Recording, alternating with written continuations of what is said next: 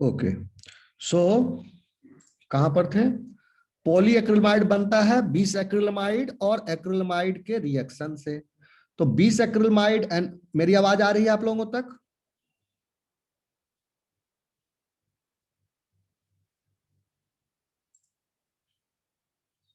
आवाज आ रही है? Yes yes sir. जी सर।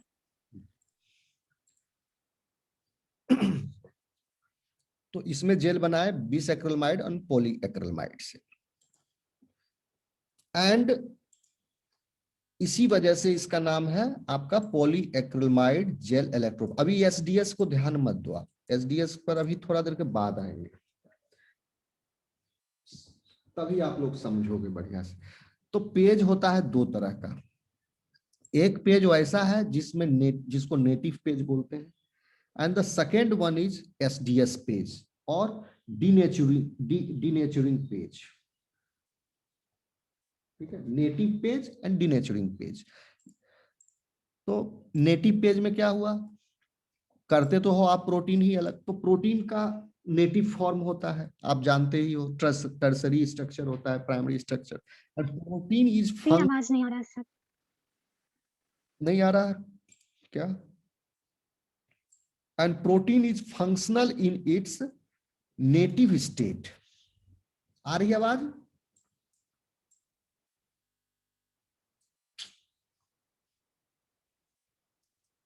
क्या करें, आवाज नहीं आ रहा है। आ रही है आवाज अभी?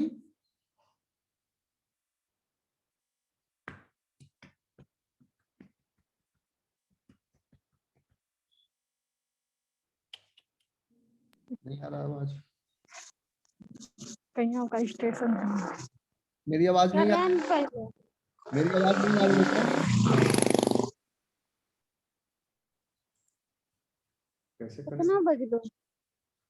अच्छा, एक काम करो तुम लोग। Hello, yes sir. डिसमिस करते हैं, ठीक है, टाइम नहीं तो वेस्ट होगा। आप लोग एक काम करो, डिपार्टमेंट में मिलो अब हमको, ठीक है? 11 बजे, 11 बजे से 10 बजे आओगे? बोलो 10 बजे आओगे? हम आ जाएंगे 10 बजे। आएगा 10 बजे क्लास? हाँ सर, हम भी आ जाएंगे 10 हाँ बजे। सर 10 ठीक है 10 बजे सर। हमें लेट हो जाएगा सर। हाँ, 11 बजे पहुंच पाएंगे सर। तुम राहुल बोल रहे हो? जी सर। भागलपुर से आते हो? जी सर, अभी स्टेशन में ही है। अच्छा ठीक है, चलो 11 बजे, ओके ठीक है। ठीक ओके सर। चलो 11 बजे ही करते हैं क्लास। Okay sir. अरे आज कुछ प्रॉब्लम हो गया, कल नहीं हो रहा था, बाकी सब दिन। अभी देखो ठीक हो गया, अभी मेरी सारी आवाज आ रही होगी। चलो, यस सर अभी आ आ रही रही सर। आ रही आवाज? जी सर। Yes sir. करें करें शुरू? Yes sir. कीजिए सर। ठीक है चलो। तो पेज को जान लो, दो तरह का होता है, नेटिव पेज एंड डीनेचुरिंग पेज। दोनों को इसलिए बोले कि नेटिव पेज में क्या करते हैं, प्रोटीन को नेटिव स्टेट में ही हम सेपरेट कर लेते हैं।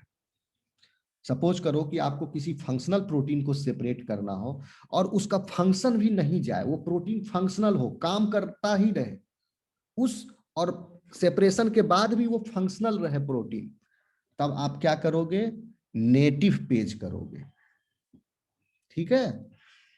लेकिन अगर आपको प्रोटीन से फंक्शन से मतलब नहीं है, आपको प्रोटीन का सिर्फ स्ट्रक्चर पढ़ना है और उसमें अमाइनो एसिड कंपोजिशन देखना है या उसका पोजीशन देखना है या और भी एक तरह का स्टडी जो फंक्शन से रिलेटेड ना हो, इस तरह का कोई स्टडी करना है प्रोटीन का, तब आप करोगे उसका एसडीएस पेज।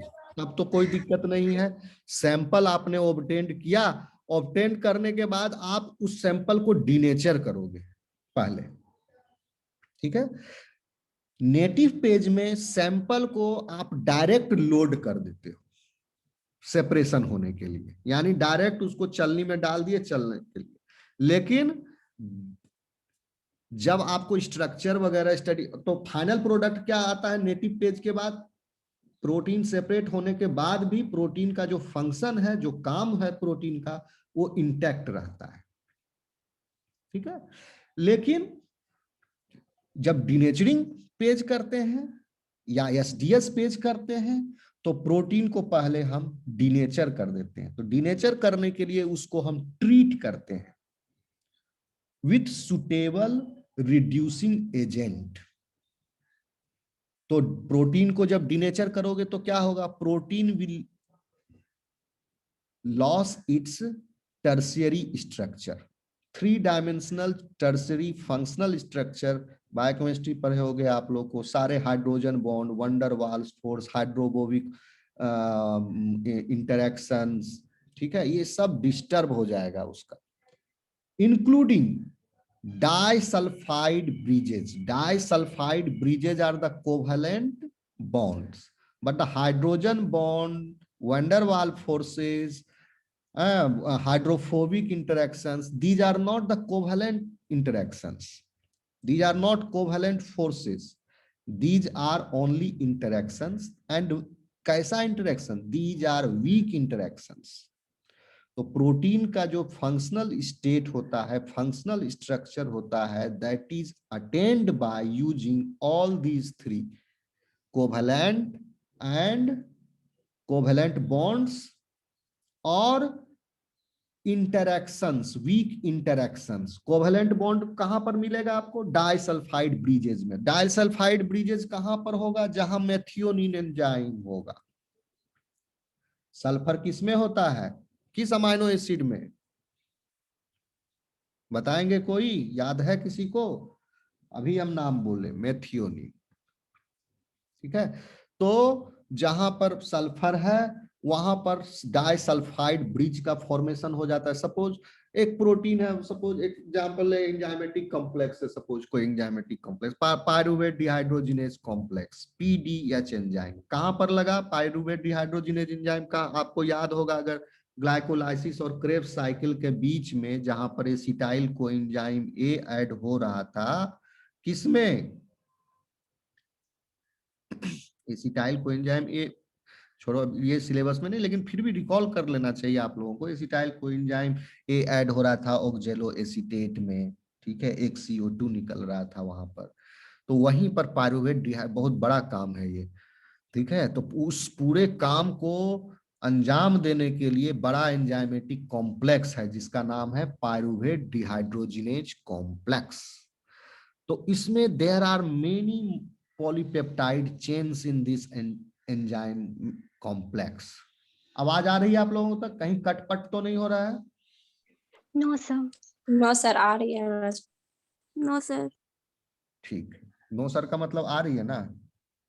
आ रही है सर। यस सर, आ रही है। ठीक, ओके। तो पायरुवेट डिहाइड्रोजिनेज, तो इसी तरह एंजाइम्स है, प्रोटीन्स है, there are proteins, even haemoglobin भी आपका टेट्रामर है। आपका इंसुलिन में भी 2 पॉलीपेप्टाइड चेन होते हैं, ठीक है, light chain, alpha chain, beta. इसी तरह जो बड़े बड़े प्रोटीन्स है, फंक्शनल प्रोटीन्स होते हैं, you will find that in them there are many polypeptide chains, and those polypeptide chains are held together by disulfide bridges, और जो मैंने मेंशन किया अभी, हाइड्रोफोबिक इंटरेक्शंस और वंडर वाल फोर्सेज और आयनिक इंटरेक्शंस और आपका हाइड्रोजन बॉन्ड्स, इस सब से वो लोग polypeptide chains are bound together.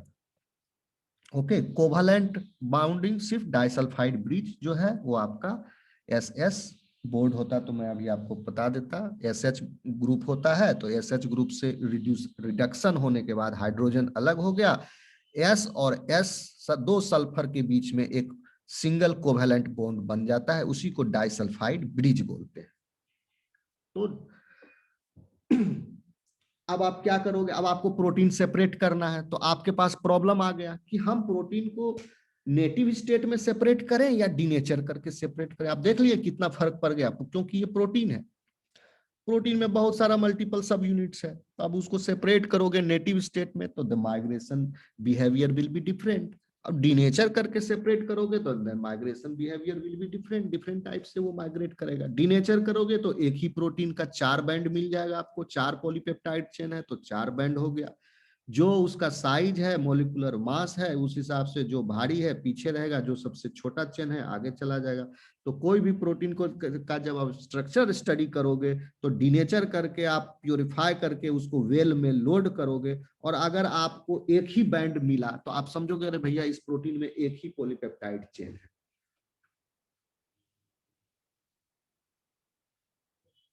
देखिए यह एक एपरेटस है, किसका, एसडीएस पेज का। ये सिंप्लीफाइड एपरेटस, एक्चुअली एपरेटस और बड़ा होता है।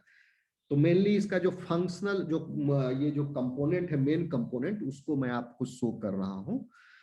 तो आप देखेंगे कि यहाँ पर जो एसडीएस, ये नेटिव पेज का मैं जिक्र नहीं कर रहा हूँ, बेसिकली मेन एसडीएस पेज आपके सिलेबस में है। एसडीएस पेज समझ जाओगे तो SDS page is a modified form, तो समझ लो नेटिव पेज इससे हल्का ही है, मतलब इजी ही है। नेटिव पेज थोड़ा मॉडिफाइड है, तो यही है आपके सिलेबस में, तो आप ये पढ़ लो। तो प्रिंसिपल सेम है, नेटिव पेज प्रिंसिपल सेम नहीं है, थोड़ा अलग, मतलब वर्किंग प्रिंसिपल सेम है, बस उसमें नेटिव फंक्शनल प्रोटीन को हम लोड करते हैं और फंक्शन लॉस नहीं होता, यही डिफरेंस है। और तो आप एक डिफरेंस जो फर्स्ट पहले हम बोले थे कि आप नोट करोगे, ये वर्टिकल है, और एगरोज वाला क्या था, हॉरिजॉन्टल।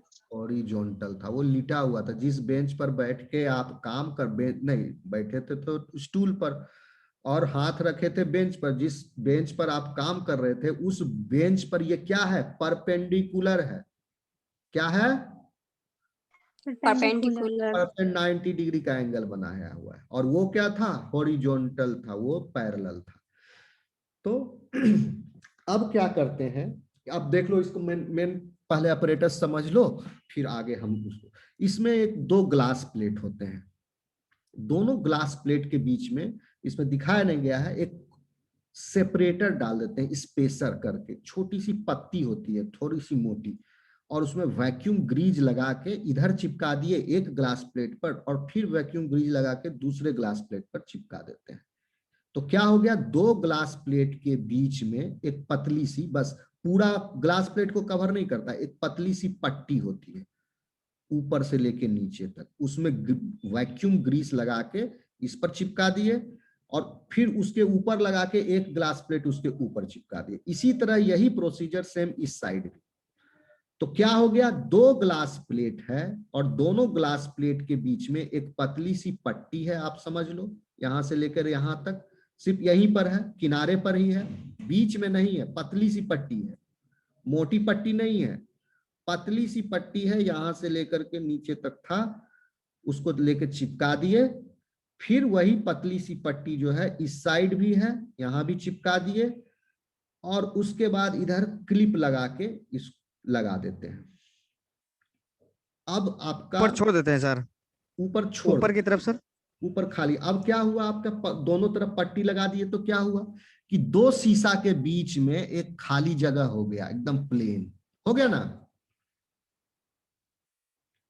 नहीं हुआ, कंक्रीट कैसे बनाते हैं, दो तरफ तख्ता रख के बीच में मसाला भर देते हैं, भरते हैं ना, उसी तरह से समझ लो ये Yes, sir. अरेंजमेंट है ना, कि दो तरफ इसको तख्ती लगा दिए, हम पैक कर दिए, और बीच में हम जेल क्या डालेंगे, जेल वाला सॉल्यूशन, पॉलीएक्रिलमाइड और बिस एक्रिलमाइड जो था, एक्रिलमाइड का सॉल्यूशन और बिस एक्रिलमाइड का सॉल्यूशन निश्चित मात्रा में दोनों मिलाए ट्यूब में पहले मिक्स कर लेते हैं, और उसके बाद तुरंत डाल देते हैं। अगर देर करेंगे तो ट्यूबे में जेल बन जाएगा, ट्यूब का आकार का ही, वो फिर ढेला जैसा बन जाएगा ट्यूब में, समझो ना, जेल जैसा हो।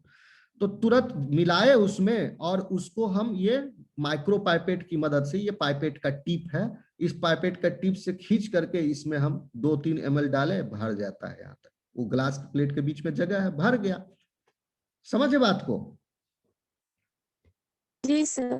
भर गया। Yes, sir. जब ये पॉलीमराइज करेगा वो जेल, ठीक है, बिस और एक्रिलमाइड और बिस एक्रिलमाइड का सॉल्यूशन है, अब जो दोनों के बीच में रिएक्शन होगा और criss cross matrix like formation जब बनेगा, समझ लो हिंदी साधारण शब्दों में अंदर छलनी चलनी बनेगा माइक्रोस्कोपिक, तो वो अब इसी के बीच में बनेगा, वो दोनों ग्लास प्लेट के बीच में।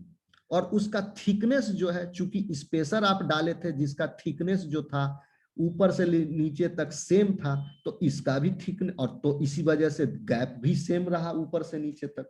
तो गैप सेम रहा तो जो आप इसमें डाले वो फिल भी सेम थिकनेस के साथ हुआ।